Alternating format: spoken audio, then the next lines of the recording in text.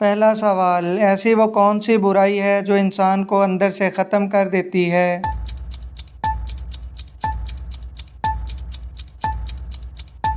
जवाब है हसद करना। अगला सवाल, कौन सी चीज़ खाने के बाद दुआ की जाए तो कबूल नहीं होती?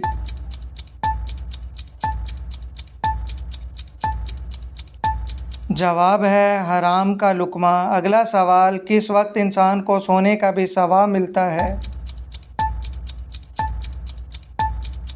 जवाब है रोज़े की हालत में। अगला सवाल, क्या आप जानते हैं कि सबसे बदतरीन झूठ कौन सा है?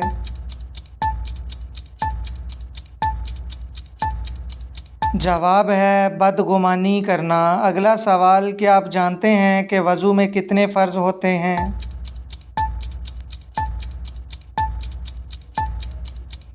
इसका जवाब आप कमेंट्स में बताएं।